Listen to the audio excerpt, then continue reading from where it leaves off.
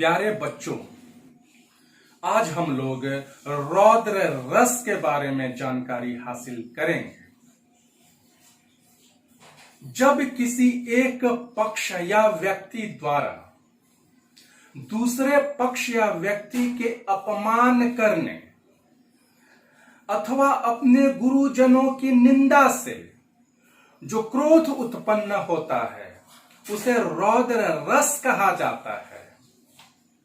रौद्र रस का रंग लाल माना जाता है एवं देवता रुद्र को माना जाता है।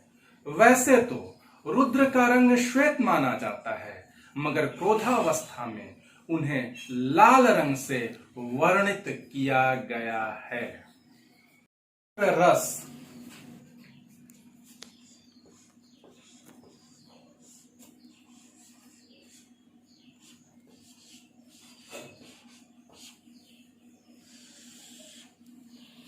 जब किसी पक्ष या व्यक्ति द्वारा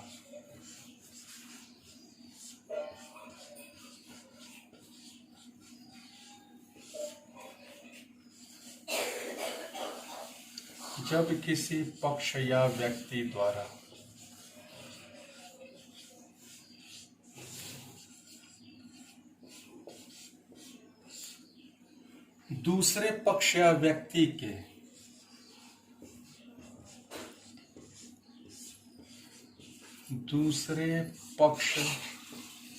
या व्यक्ति के अपमान करने अथवा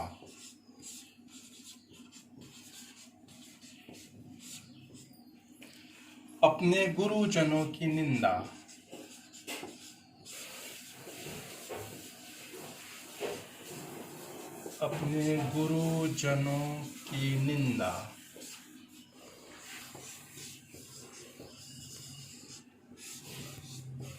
से जो क्रोध उत्पन्न होता है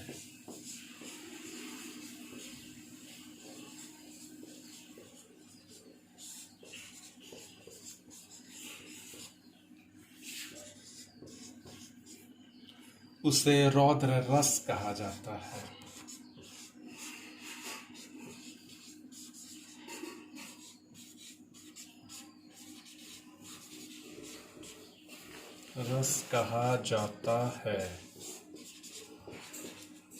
रौद्र रस का रंग लाल है।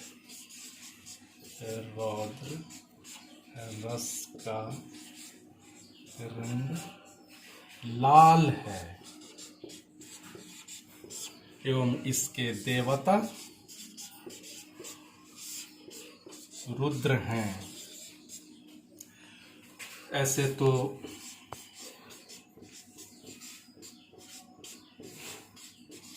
रुद्र का रंग श्वेत माना जाता है,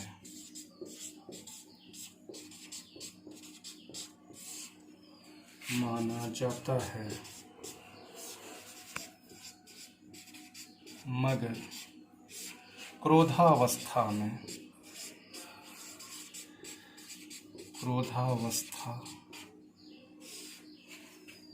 में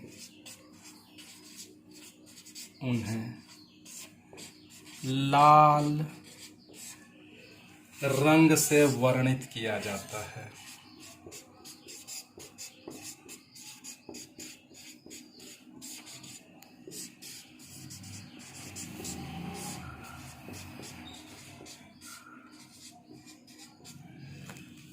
रौद्र रस जब किसी पक्ष या व्यक्ति द्वारा दूसरे पक्ष या व्यक्ति के अपमान करने अथवा अपने गुरुजनों की निंदा से जो क्रोध उत्पन्न होता है उसे रौद्र रस कहा जाता है।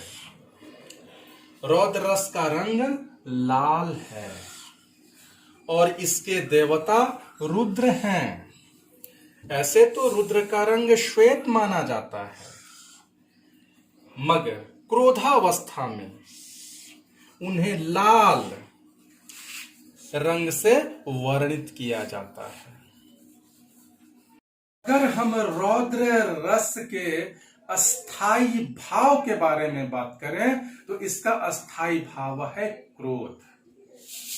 अगर इसके विभाव के बारे में बात करें तो आलंबन विभाव है विपक्षी। अनुचित बात कहने वाला व्यक्ति।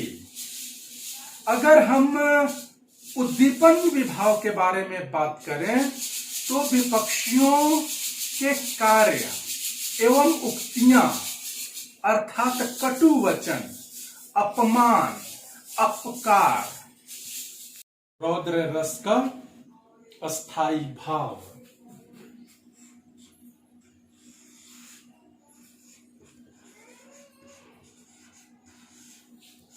अस्थाई भाव है क्रोध। अगर हम इसके विभाव के बारे में बात करें और विभाव में भी आलंबन विभाव के बारे में बात करें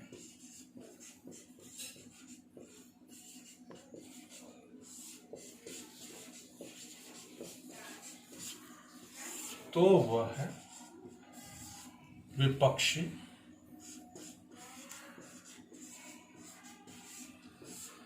अनुचित बात कहने वाला व्यक्ति,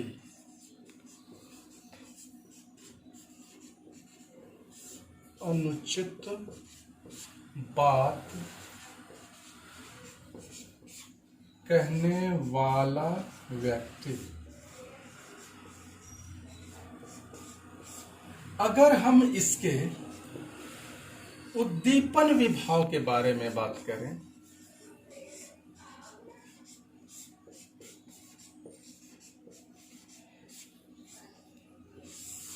तो वह है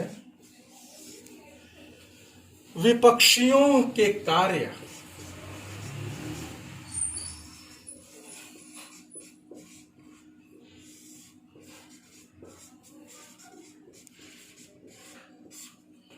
कार्य एवं उक्तियां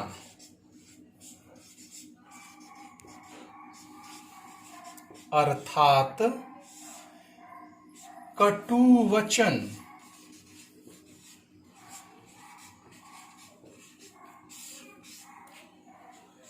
अपमान,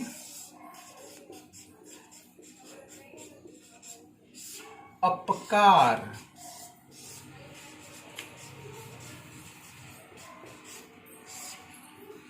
अगर हम रौद्र रस के अस्थाई भाव के बारे में बात करें तो वह है क्रोध। अगर हम इसके विभाव के बारे में बात करें अर्थात रस उत्पत्ति के कारण के बारे में तो आलंबन विभाव है विपक्ष, अनुचित बात कहने वाला व्यक्ति। और अगर इसके उद्दीपन विभाव के बारे में बात करें तो विपक्षियों के कार्य एवं उक्तियां अर्थात कटु वचन और अपमान और अपकार। अगर हम रौद्र रस के अनुभाव के बारे में बात करें अर्थात रस उत्पत्ति के बाद होने वाले शारीरिक, मानसिक और वाचिक परिवर्तन अर्थात होने वाली प्रतिक्रियाओं के बारे में बात करें तो यह है मुख लाल होना, नेत्र लाल होना, दांत पीसना, भौं चढ़ाना, होंठ चबाना, गर्जन तर्जन, गुर्राना, हांफना, चीखना, हुंकारना, कंपन, कठोर भाषण, विरोधियों को ललकारना, पसीना आना, आत्म प्रशंसा। रौद्र रस का अनुभाव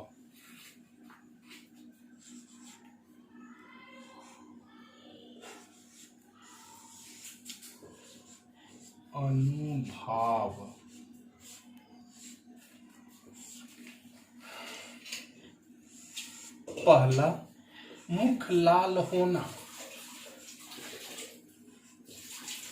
मुख लाल होना,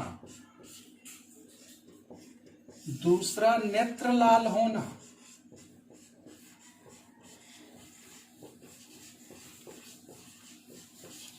तीसरा दांत पीसना,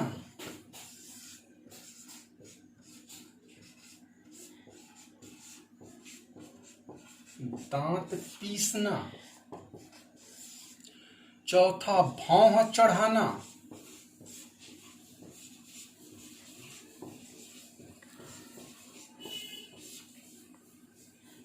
पांचवा होंठ चबाना,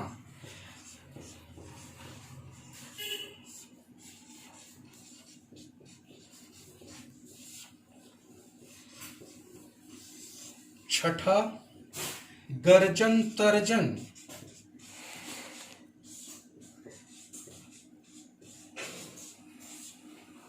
सातवां गुर्राना,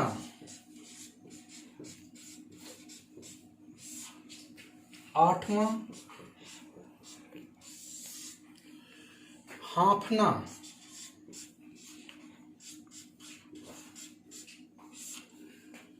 नौवां चीखना,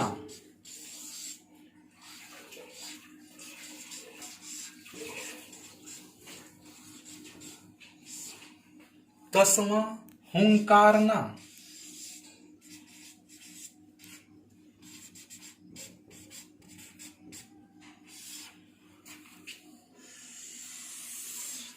11वां कंपन, 12वां कठोर भाषण,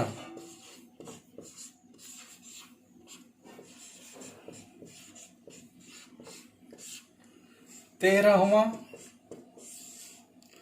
विरोधियों को ललकारना,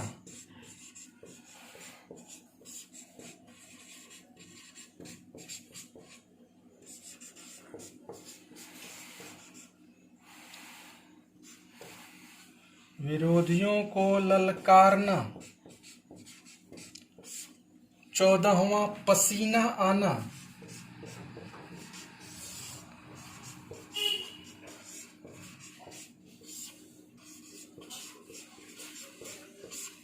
15वां आत्म प्रशंसा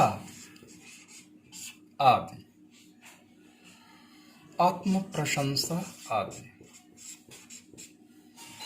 अगर रौद्र रस के अनुभाव अर्थात शारीरिक, मानसिक और वाचिक परिवर्तन अर्थात शरीर में होने वाली प्रतिक्रियाओं के बारे में बात करें तो यह है मुख लाल होना, नेत्र लाल होना, दांत पीसना, भौं चढ़ाना, होंठ चबाना, गर्जन तर्जन, गुर्राना, हाँफना, चीखना, हुंकारना, कंपन, कठोर भाषण, विरोधियों को ललकारना, पसीना आना, आत्म प्रशंसा आदि। अगर हम रौद्र रस के संचारी या व्यभिचारी भाव के बारे में बात करें जो अस्थाई भाव के साथ कुछ दूर तक चलते हैं, उनका साथ देते हैं, उनके साथ संचरण करते हैं और तुरंत ही नष्ट हो जाते हैं, अर्थात इनका अस्तित्व पानी के बुलबुले की तरह होता है। तो अगर हम रौद्र रस के संचारी या व्यभिचारी भाव के बारे में बात करें तो पहला उग्रता, दूसरा आवेग, तीसरा उद्वेग, चौथा चंचलता, पांचवा मद, छठा गर्व, सातवां घमंड, आठवां मोह, नौवां स्मृति, 10वां असूया अर्थात ईर्ष्या या जलन। रौद्र रस के संचारी या व्यभिचारी भाव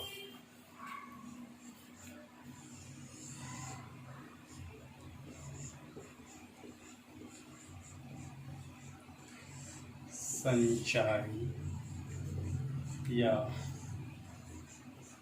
व्यभिचारी भाव और यह है पहला उग्रता, दूसरा आवेग, तीसरा उद्वेग, चौथा चंचलता, पांचवा मद, छठा गर्व, सातवां घमंड, आठवां मोह, नौवां स्मृति और 10वां असूया अर्थात ईर्ष्या या जलन।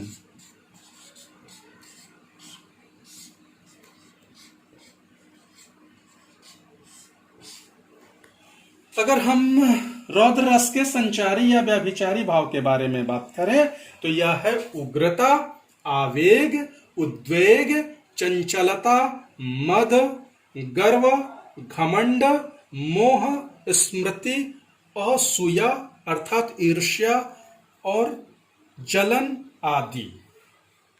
अगर हम रौद्र रस के उदाहरण के बारे में बात करें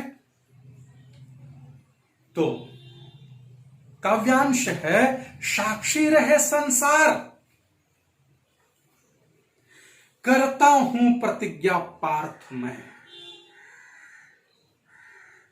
साक्षी रहे संसार, करता हूं प्रतिज्ञा पार्थ में, पूरा करूंगा कार्य सब कथनानुसार यथार्थ में। जो एक बालक को कपट से मार हंसते हैं अभी, वे शत्रु सत्वर शोक सागर मग्न दिखेंगे सभी। यह अभिमन्यु के वध के बाद पार्थ अर्थात अर्जुन द्वारा लिया गया संकल्प है शत्रुओं का नाश करने के लिए। रौद्र रस के उदाहरण के बारे में बात करें तो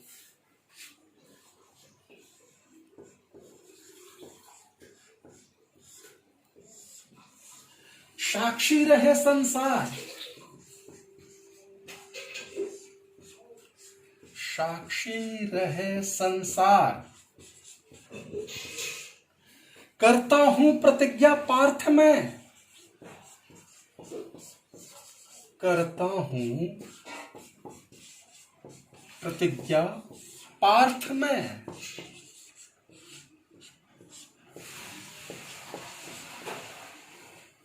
पूरा करूंगा कार्य सब।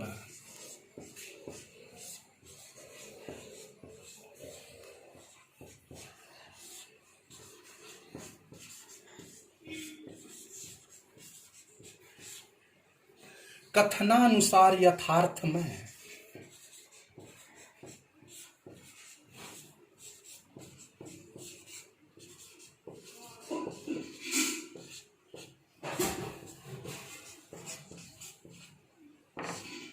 जो एक बालक को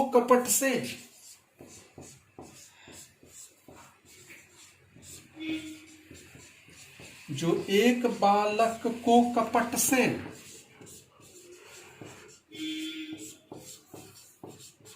मार हंसते हैं अभी,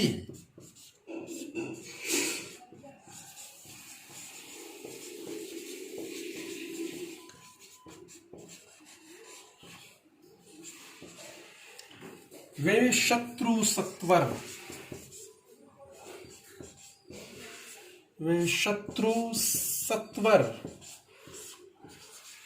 शोक सागर मग्न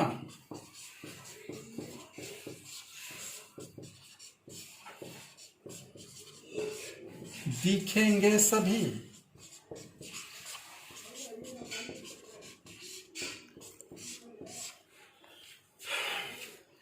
यह साक्षी रहे संसार करता हूं प्रतिज्ञा पार्थ अर्जुन। ये अर्जुन द्वारा की गई प्रतिज्ञा के बारे में है।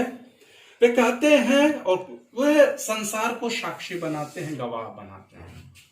साक्षी रहे संसार करता हूं प्रतिज्ञा पार्थ में, पूरा करूंगा कार्य सब कथनानुसार यथार्थ में। कथनानुसार अपने कहे अनुसार, यथार्थ मीन्स सचमुच में, हकीकत में, जो कह रहा हूं उसे हकीकत में पूरा करूंगा। जो एक बालक को कपट से मार हंसते हैं, अभी बालक अभिमन्यु का वध हो चुका है कपट से, और विपक्षी अर्थात शत्रु हंस रहे हैं, तो अर्जुन कहते हैं वे शत्रु सत्वर, सत्वर में शीघ्र है, जल्दी।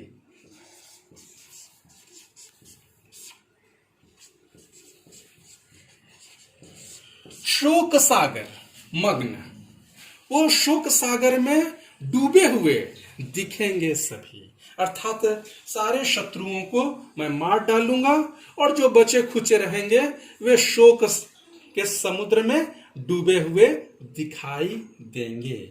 यहां रौद्र रस है।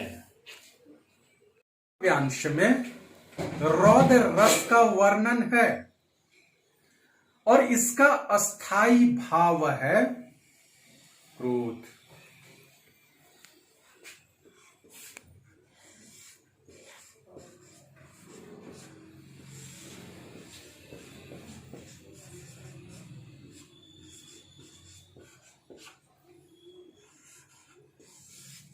अस्थाई भाव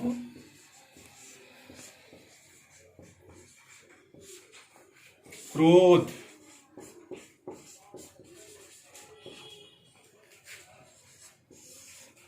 अगर हम यहां विभाव की चर्चा करें अर्थात कारण की चर्चा करें और उसमें भी हम आलंबन विभाव के बारे में बात करें,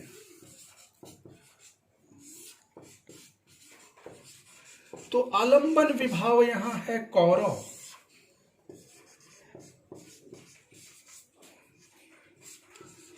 अगर हम उद्दीपन विभाव के बारे में बात करें,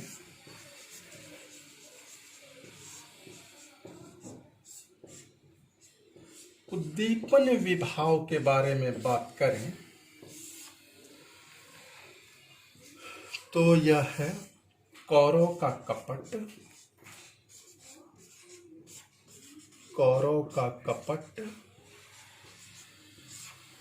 युद्ध का नियम तोड़ना, कौरवों द्वारा युद्ध का नियम तोड़ना,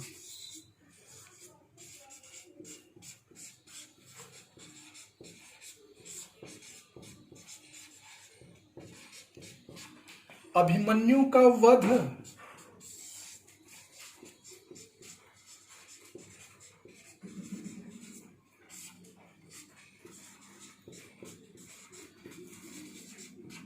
और अधर्म।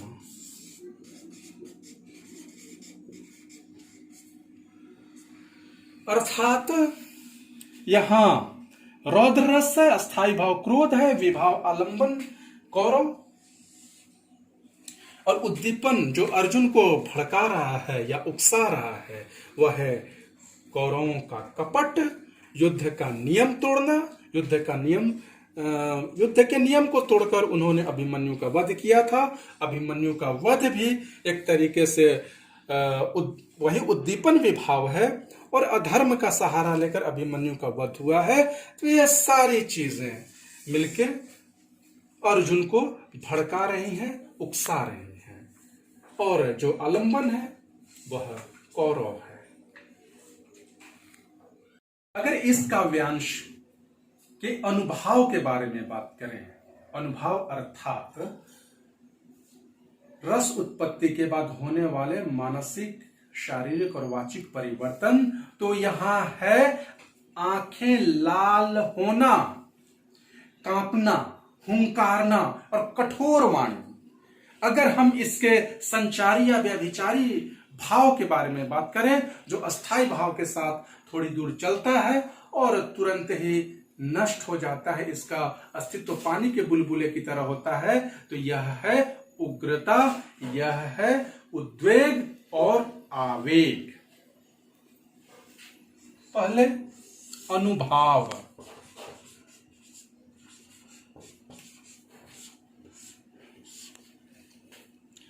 आंखें लाल होना,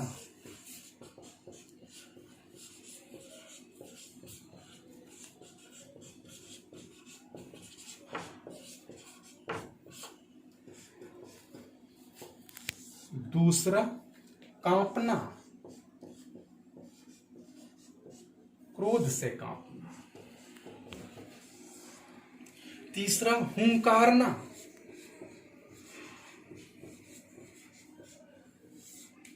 और चौथा कठोर वाणी।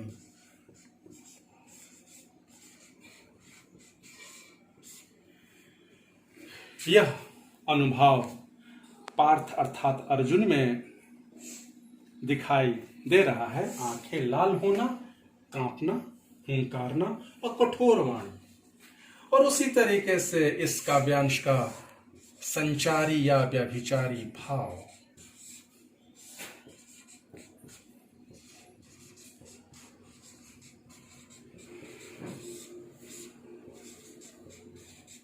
अर्थात जो अस्थाई भाव के साथ कुछ दूर चलते हैं और नष्ट हो जाते हैं, इनका अस्तित्व पानी के बुलबुले की तरह होता है, तो वह यहाँ है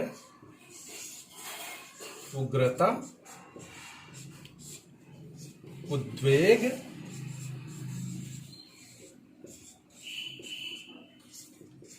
और आवेग।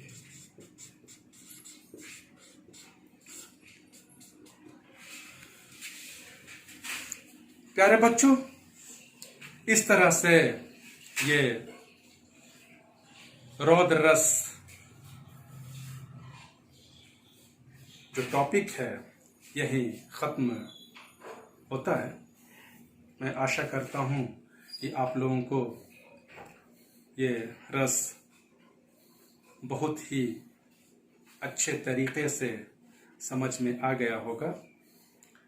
आप इस वीडियो को 2-3 बार देखेंगे तो आपको सारी बातें समझ में आ जाएंगी।